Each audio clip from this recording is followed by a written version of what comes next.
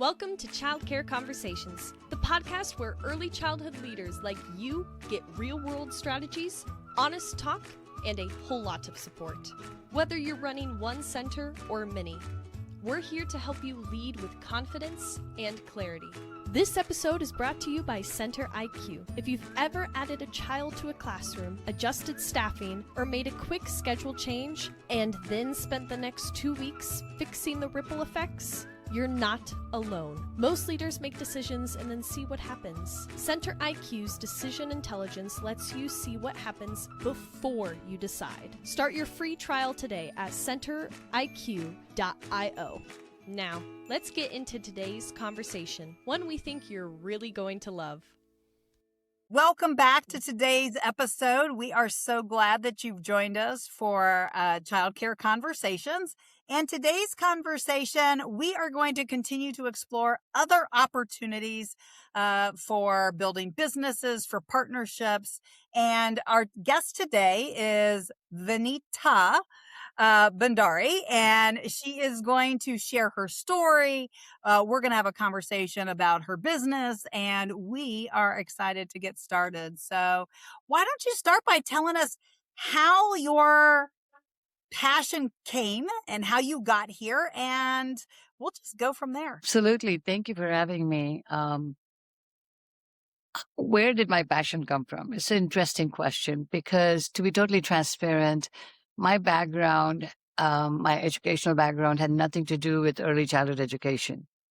And it came from my personal experience, which is 23 years back, my daughter, who was 2.5, 3 years old approximately, she was diagnosed with type 1 diabetes. And that was very traumatizing experience for myself and the family. I was working as a consultant with a company called Murdoch and Associates. Prior to that, I had worked with Sun Micro, Lam Research, and the likes, doing a lot of financial and marketing type of work. And I had to quit my job to take care of my daughter because the school that she was going to denied her the care that she deserved, which was, she needed insulin shots on a routine basis and so on and so forth. So me and my husband decided that I'll stay home with her. And a few months into that, I realized that it wasn't good for my child or my daughter to be just around me. Of course, mom and daughter are great time together and stuff, but she needed more socialization and children of her own age. And I needed more stimulation because I had worked since I was 17 years of age. So given all of that. Wait. You wanted to have a conversation with somebody who could actually conjugate verbs? You got it. You got it. Okay. I just want to clarify that you wanted to be able to have a real conversation. You were right on that. So, anyways, and that's when I said that, what can I do that I can be with my daughter? And that's when the thought came about opening a preschool. I reflected back on the preschool she went to, and there was long TV times and long outside play and such. And I was like, I want to provide an academic environment, not to force children into education at that early age, but the exposure is important. I think everything is important. Outside play is important. Free play is important. But academics are equally important because these first 5 years are the most important years. Research has been saying actually that the first 5 years of a child's life are more important than college years because that's where the foundation is, right?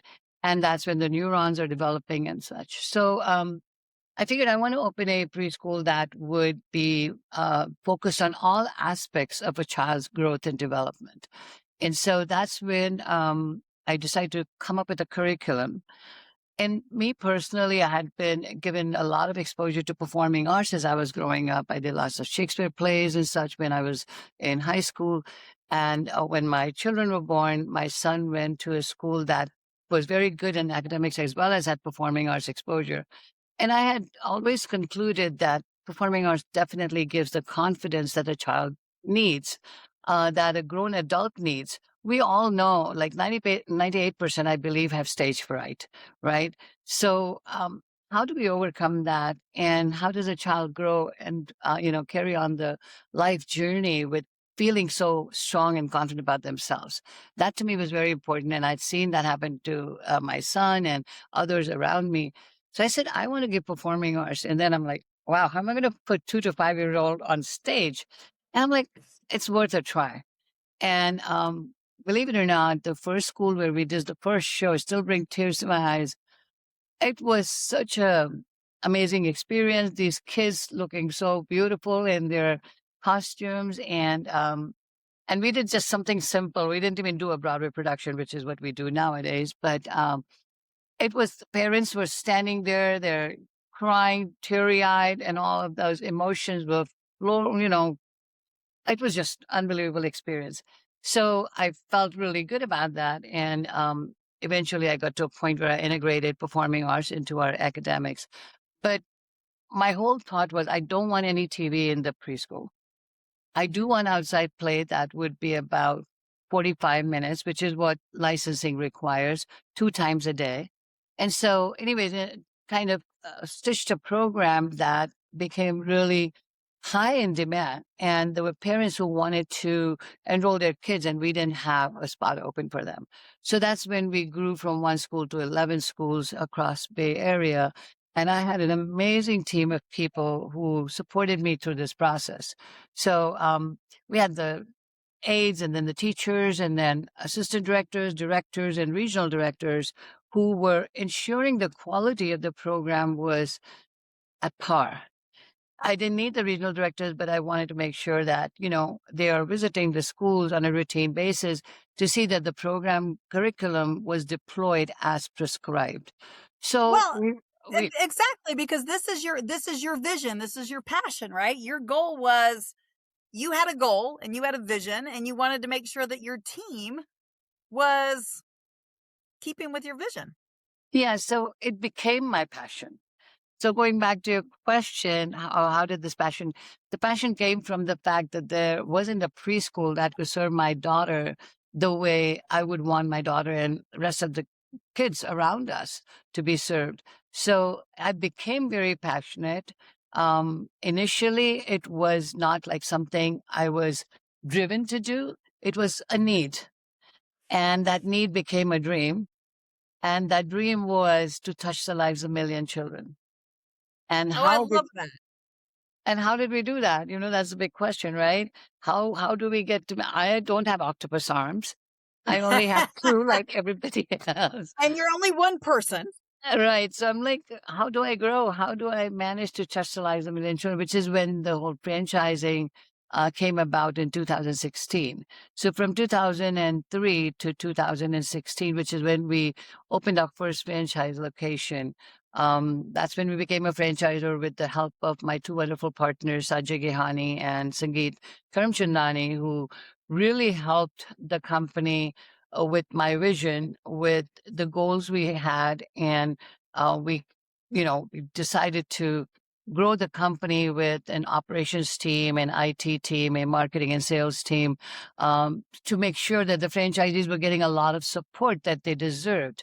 So we've been on that journey since then. And as you know, we have got 59 schools open at this point, and we signed the 100th agreement very recently. So we are on this path and journey that we're super excited about, and looking forward to doing more with young children. And, Well, it's I just, mean, anybody who can sit here and say that after 10 years of being a franchisor, you've gone from basically, a few locations to now signing your 100th. I mean, that in itself is a story to be told. And so I have a question for you. go ahead. Was there a time in the last 10 years where you felt like you found yourself almost apologizing for wanting to grow your business? And if so, how did you get past that? What was your secret? Um, I honestly have not felt that I need to apologize for the growth, but there has been questions that have been brought up to me. Is like, if you're going to grow to this extent, how are you going to continue to provide the support? And my answer always has been that before that need even comes, my goal is to strategically think ahead of time, right? And when you're growing, there is competition that's growing with you, right? How do you deal with that? And so, my one of my bigger, goals in the company for the company is to keep coming up with new initiatives, new strategic initiatives that would put us ahead when we look at the competition around us to give us a competitive edge. And so, along with ensuring that our franchisees get this kind of support that they deserve, the kind of guidance and training that they deserve, that question has never been a problem. Like, how are you going to support growth? And because we Oh, proactively think about a lot of those issues that may happen where franchisees may end up feeling like, oh my God, they're growing so fast, I wouldn't get the right kind of support. But we continue to grow with the departmental needs. We continue to grow with new departments. For example, we just started about a year and a half ago a sales department to support our franchisees with the day-to-day tours that they give and give them proper training on site, hands-on, as well as to our Building Kids Academy, which has got all the different modules that showcase what we do and how we do. So they have everything as a backup too. Having that online academy has really supported the franchisees not to feel that we're not there for them. So, and we are a call away. We have an account manager for every department, whether it's marketing or sales or operations or IT. They get supported. So the growth has been supported by a lot of resources that we have added over the years. so one of the things that I find interesting, because you don't find this a lot in our industry, which are the women at the top. And so I want to kind of poke at that a little. So how do you inspire or continue to inspire females in your organization to take those leadership roles, or when working with franchisees or potential franchisees and helping them feel confident that they can do this themselves? I've never been asked that question before, but I am glad that you have asked because it's definitely a challenge. You know, with that being said, I feel like women have this emotional IQ that helps them support, that helps them guide, that helps them understand what the franchisees are going through. So I have not faced any such challenge. I'm very blessed, very fortunate. The franchisees or the team that I have been supporting has not felt that, oh, she's a woman, because I guess I founded the company, so I didn't come across many of those challenges. I mean, I have Sangeet and Sanjay are engineers, and they worked for the corporate world for many years. I myself have had that kind of experience, so didn't face that sort of a challenge. But I think having that emotional IQ and that understanding, especially for this business, this is a female dominant business. We have a lot of franchisees, actually more men franchisees than women. But Well, and that's what I'm noticing. And so that's why I was curious, because, how can we help more of the women continue to be franchisees? Like, how can we help them inspire them to go, I can do this, and she's going to help me do it? yeah, I think the biggest challenge there is women in this industry. Unfortunately, people or women that have been part of early childhood, which is teaching and Mhm. being a director, is difficult for them because it does require some sort of financial, bandwidth. And if their husbands are supporting, then it's a different thing, or they have family wealth. Because as a career, as a teacher, you don't make that sort of, we all know that, this Right. industry or even high school teachers, they're not making that sort of money. Whereas men or women, even who have been in IT or doctors, because we have doctors, we have attorneys, we have architects in the system. And given that sort of background of people who have accumulated wealth or have had the funds to be able to do so, are more interested because they have the means for it. But the teaching, we did have a lot of directors that were part of Building Kids that bought our franchisee. So then they have become franchisees. And then there are other women who have come from other walks of life who have been, marketeers or engineers. So we have those type of women who have come into our space. It's just unfortunate that the teachers and the directors currently in the system have not been able to, and we try to encourage them. We have got a few that decided to do that, but that's the challenge that we face. Yeah, I mean, I think one of the things that's interesting in our industry, and it's not just our industry, it's a lot of the carrying industries, that the leadership ends up looking more male, but all of the day-to-day operations looks more female. And so I always get inspired when I get an opportunity to have a conversation with a female who absolutely has taken that authority component without any apologizing, without saying, without feeling like they needed to apologize or explain how they got there. So hopefully you realize that you really are an inspiration to an awful lot of probably your female franchisees. And hopefully folks who are listening to this episode will be intrigued and go, well, I thought about a franchise, but I hadn't thought about looking at the leadership role. So that to me was actually one of the things that really got me excited about having this conversation, was having more conversations with the female franchisors,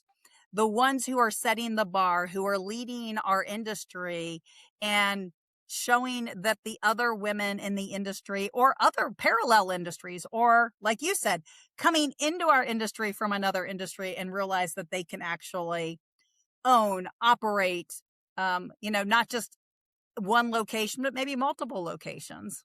Yeah, So, so I see men doing this more for investment purposes, mhm. but women doing this more for passion. And that's the part that, I get very encouraged by both aspects. Like people look at it as an investment as well as something that they want to do that is going to make a difference in the society, that's going to impact the children and the future of our country. So to me, that is very empowering and very encouraging to continue going on this journey and, seeing the success of these young children. I do get calls every now and then from parents whose kids went to our school and, they are now adults. And some of them gone and performing arts. And it's just so, fulfilling, heartwarming. Oh, I love that. So I'm sure with all of the children you've encountered, the women who you've inspired to become franchisors or just leaders within your organization, you probably have a story that just kind of resonates. Do you want to share that story? Of some of the other women who have joined. Yes. I'm sure there's at least one. There probably are several. And you don't have to give their names. You could just share the story of somebody who you're like, yeah, I'm glad I was here for that person. Sure. The most favorite story or that warms up my heart every time I think about it is of um, twins that used to work at one of our locations. And they were about 18 years old at the time when I brought them on. And they started as aides. They did not have any educational background at the time, could not speak English, and but they were very hardworking, super hardworking, great individuals, great gals, and they grew from being an aide to a teacher. They learned English, and then I advised them to go get college degree. They both went to college. They got their bachelor's in early childhood education. They became directors and they continued to grow with the company. And it was amazing to see them flourish and be so excited about what they were doing. They really loved helping children. I could see that. Academics was very important to them. Playing was very important to them. Making sure the child was catered to the way they wanted to grow, the way they wanted to learn. So customized approach was very important. Anyways, they did really well. And at some point when I was growing from 1 to 11 schools, I actually requested them to be my partners. And they were super excited and they became my partners. And when we became a franchisor, I actually asked them if they wanted to be a franchisee rather than being a partner. And of course, they were super excited. They were getting almost full ownership. And they went from that one franchise location to 7 locations. And they are making great money. Great I money love to this. something they could never imagine coming from, from Guatemala and doing so well.